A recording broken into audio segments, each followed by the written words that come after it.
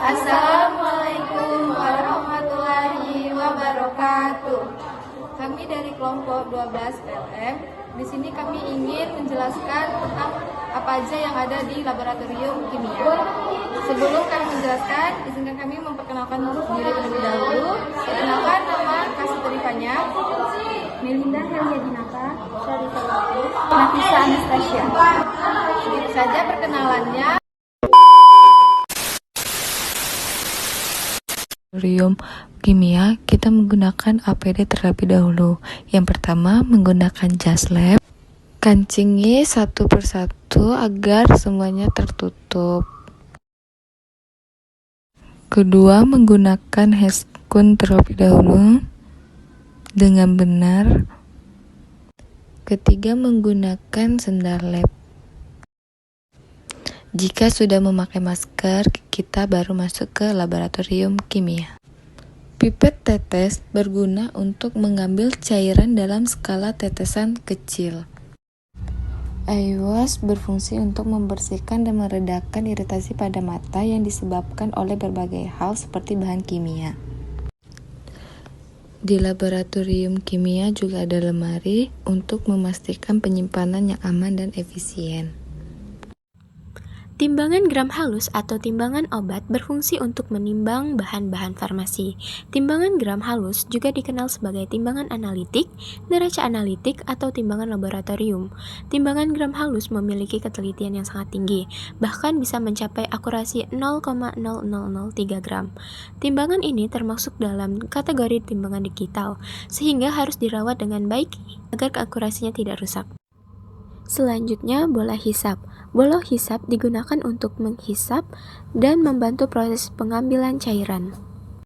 Selanjutnya, pipet tetes. Pipet tetes berfungsi untuk mengambil cairan dengan jumlah yang sangat sedikit dan dengan tingkat ketelitian pengukuran volume yang sangat rendah.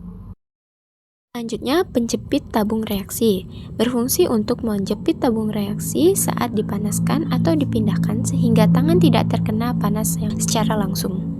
Selanjutnya, kaki 3 digunakan untuk menahan kawat kasa dalam pemanasan dan menyangga ring. Selanjutnya adalah inkubator bakteri untuk menyimpan berbagai jenis bakteri agar dapat berkembang biak. Selanjutnya, shower. Shower di dalam laboratorium atau yang disebut dengan safety shower berfungsi sebagai alat pelindung darurat untuk membilas bagian tubuh dari zat atau cairan kimia berbahaya. Tabung reaksi, tempat mereaksikan dua larutan atau bahan kimia atau lebih. Tanur berfungsi sebagai peleburan logam, pengeringan pengerasan atau perubahan kimiawi. Beaker glass berfungsi wadah untuk menampung sampel atau bahan sementara. Bunsen digunakan untuk pemanasan, sterilisasi, dan pembakaran. Labu Erlenmeyer berfungsi mengukur volume bahan kimia cair dengan ketelitian rendah. Gelas ukur berfungsi mengukur volume cairan, menyiapkan reagen. Cawan Petri berfungsi untuk membiakkan mikroorganisme. Pipet volume berfungsi untuk mengambil larutan dan mengukur volume dengan ketelitian tinggi. Labu ukur berfungsi membuat suatu larutan dengan volume yang diketahui secara teliti. Fungsi vortex mixer yaitu alat yang digunakan untuk mencampur larutan yang ada dalam tabung reaksi. Fungsi desikator vakum yaitu untuk mempertahankan kelembapan rendah pada tekanan tidak lebih dari 20. Fungsi dari dry block heater yaitu sebagai alat pemanas kering berbasis blok dengan kontrol presisi.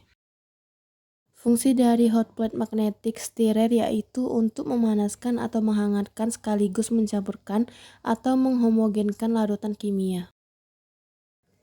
Fungsi Erlenmeyer yaitu untuk mengukur volume bahan kimia cair dengan ketelitian rendah. Fungsi dari cawan Petri yaitu sebagai wadah untuk penyelidikan tropi dan mengkultur bakteri, spora, dan lain-lain. Fungsi water bath yaitu untuk mempertahankan suhu air pada kondisi tertentu selama selang waktu yang ditentukan. Fungsi sentrifuge yaitu untuk memisahkan pelet dengan substansi dari sampel cair seperti cairan immiscible. Fungsi dari botol coklat ini yaitu untuk mengurangi radiasi cahaya yang masuk terutama sinar UV. Itu saja penjelasan dari kelompok kami tentang laboratorium kimia. Semoga bermanfaat. Kami akhiri. Wassalamualaikum warahmatullahi wabarakatuh.